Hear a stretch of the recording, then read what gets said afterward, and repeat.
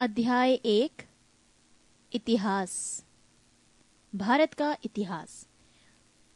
उत्तर में हिमालय से लेकर दक्षिण में समुद्र तक फैला ये उपमहाद्वीप भारतवर्ष के नाम से ज्ञात है, जिसे महाकाव्य तथा पुराणों में भारतवर्ष अर्थात भरत का देश कहा जाता है तथा यहाँ के निवासियों को भारतीय अर्थात भरत की संतान कहा गया है।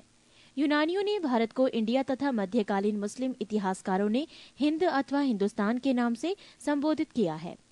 भारतीय इतिहास को अध्ययन की सुविधा के लिए 3 भागों में बांटा गया है: प्राचीन भारत, मध्यकालीन भारत एवं आधुनिक भारत। प्राचीन भारत। 1. प्राचीन भारतीय इतिहास के स्रोत। प्राचीन भारतीय इतिहास के विषय में जानकारी मुख्यतः 4 स्रोतों से प्राप्त होती है: 1. धर्मग्रंथ, 2 ऐतिहासिक ग्रंथ, 3 विदेशियों का विवरण, 4 पुरातत्व संबंधी साक्ष्य। धर्मग्रंथ एवं ऐतिहासिक ग्रंथ से मिलने वाली महत्वपूर्ण जानकारी। भारत का सर्वप्राचीन धर्मग्रंथ वेद है, जिसके संकलनकर्ता महर्षि कृष्ण द्वैपायन वेद व्यास को माना जाता है। वेद 4 हैं: ऋग्वेद, यजुर्वेद, सामवेद एवं अथर्ववेद। ऋग्वेद ऋचाओं के क्रमबद्ध ज्ञान के संग्रह को ऋग्वेद कहा जाता है। इसमें 10 मंडल, 1028 सूक्त, वाल खिल्य पाठ के 11 सूक्तों सहित एवं 10,462 ऋचाएं हैं। इस वेद के ऋचाओं के पढ़ने वाले ऋषि को होत्र कहते हैं। इस वेद से आर्य की राजनीतिक प्रणाली एवं इतिहास के बारे में जानकारी मिलती है। विश्वामित्र द्वारा रचित ऋग्वेद के दूसरे मंडल में सूर्य देवता सावित्री को समर्पित प्रसिद्ध गायत्री मंत्र है। इसके 9वें मंडल में देवता सोम का उल्लेख है। इसके 8वें मंडल की हस्तलिखित ऋचाओं को खिल कहा जाता है। चातुर्वर्णीय समाज की कल्पना का आदि स्रोत ऋग्वेद के 10वें मंडल में वर्णित पुरुष सूक्त है, जिसके अनुसार 4 वर्ण ब्राह्मण, क्षत्रिय, वैश्य तथा शूद्र आदि पुरुष ब्रह्मा के क्रमशः मुख, भुजाओं, जंघाओं और चरणों से उत्पन्न हुए।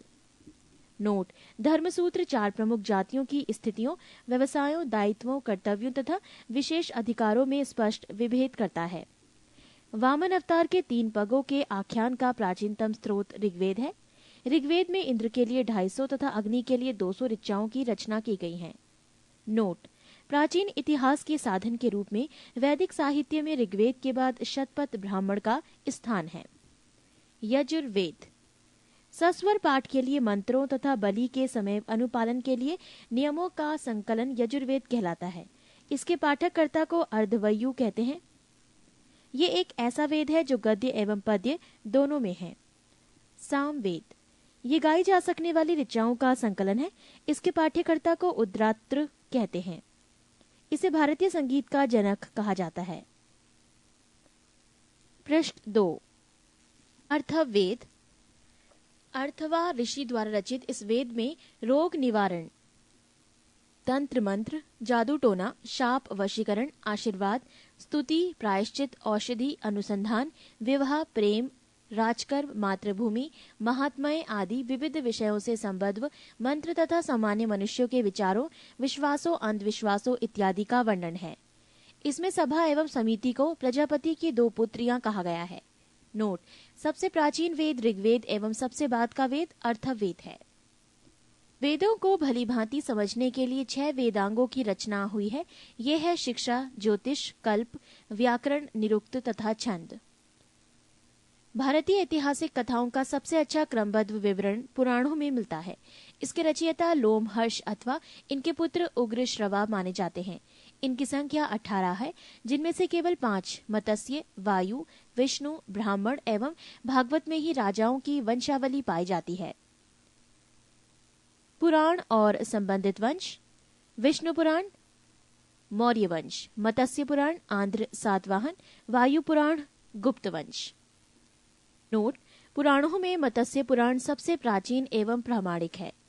अधिकतर पुराण सरल संस्कृत श्लोक में लिखे गए हैं।